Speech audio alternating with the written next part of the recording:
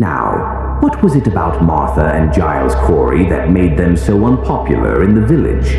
Well, quite a lot. Giles was known to have a violent temper and was generally very unsociable. He got into arguments with his neighbors all the time, calling them names. Giles was also accused of stealing things like tools from his neighbors. And in 1675, Giles beat a young farmhand to death after he stole some apples. The coroner ruled the death a murder, and Corey was fined, but no one ever looked at him the same again. Martha, Giles's wife, was generally seen as a social climber with a sneaky past. She had given birth to a son out of wedlock, who was allegedly of mixed race.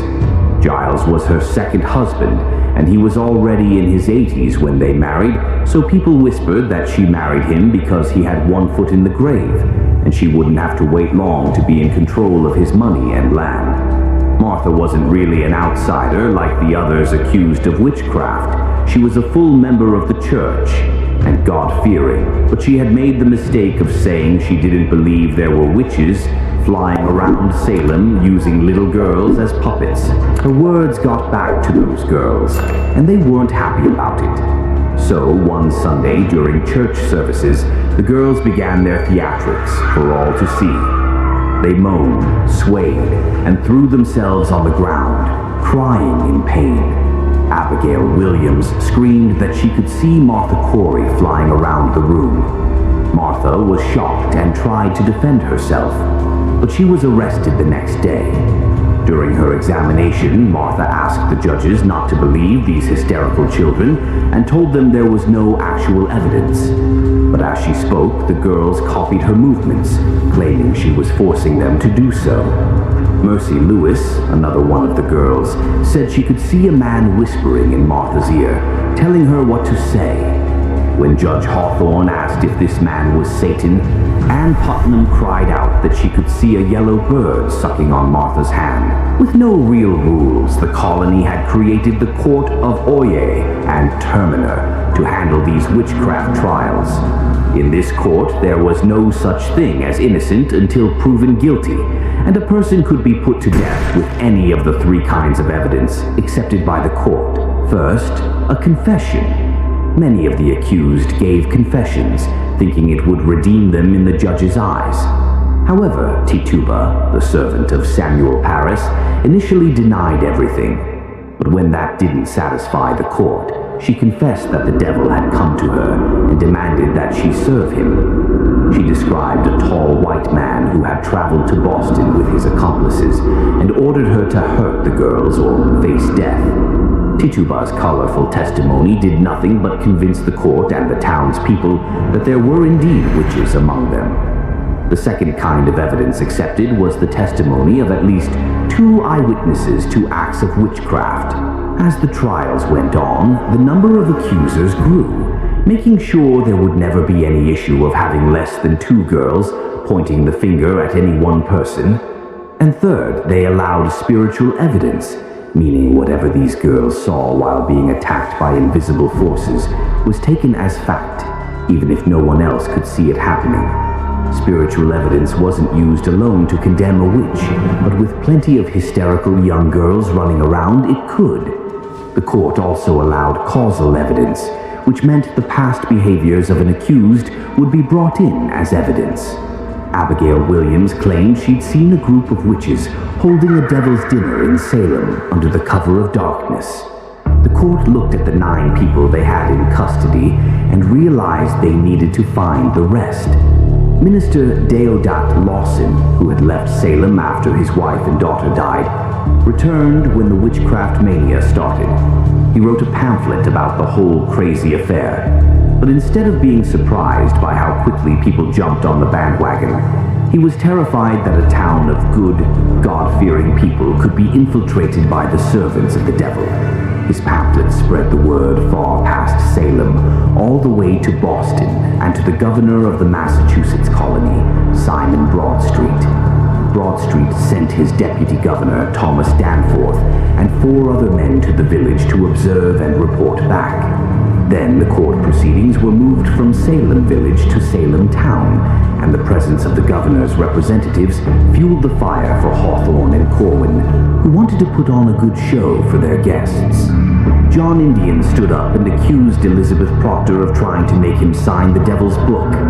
Things got heated after that. Elizabeth's husband, John Proctor, stood up too, glaring at John Indian. He basically said he was going to beat the devil out of Elizabeth.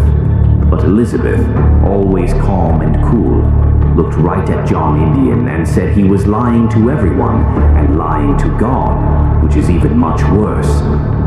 Now, things could have ended there, but no. The young girls in town, who were all about these witch accusations, started yelling. They claimed John Proctor was attacking them, though, let me tell you, he wasn't even close to them. But in the chaos, poor John was dragged to the front and told to explain himself. His reply was that he had nothing to explain, because he didn't do a thing. Then they made him recite the Lord's Prayer to prove he wasn't with the devil.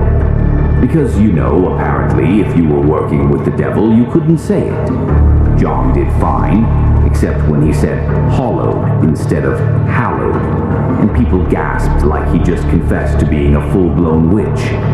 Everyone freaked out over a simple slip of the tongue. Meanwhile, Anne Putnam, a grown woman of 30, mind you, and her daughter Annie started waving their arms around like they were fighting off an invisible ghost. They screamed that Elizabeth Proctor's spirit was trying to silence them. Honestly, it was chaos. Both John and Elizabeth were arrested, and it was Mary Warren, their servant girl, who had to go home and tell the kids that their parents wouldn't be coming back. Mary, who had once accused John Proctor of flying around the room and trying to sit on her lap, was also on thin ice. But John threatened to beat the devil out of her, and she, miraculously, got over it. Then she taped a letter to the church door asking everyone to thank God for curing her. Sounds sweet, right? Well, nope. Salem was not impressed. Reverend Samuel Parris, the guy we fully blame for all this mess, wondered how she got better so fast, thinking maybe, just maybe, it was the devil at work. Fast forward to the Proctor trial, and poor Mary was now testifying against her bosses to save herself. She said they made her sign the Devil's Book, but the other girls in town, jealous of how quickly Mary had recovered, turned on her. They claimed she bewitched them too. They even fell to the floor during the trial to show everyone how Mary was hurting them at that very moment. It was like the world's worst theater performance, but people believed it. Panicked, Mary confessed she had touched the Devil's Book, but insisted the Proctors forced her to do it. Now remember, everyone in this town loved to gossip. They didn't have Netflix or the internet back then, so rumors were their entertainment. Mary knew this. She started accusing as many people as she could to stay out of trouble herself, even pointing fingers at Giles Corey and his wife, Martha. Giles, who was a tough old man, didn't believe the whole witch thing. But one night during Martha's trial, he claimed she stopped him from praying. He said, "I couldn't get the words out," making everyone in the court suspicious of her.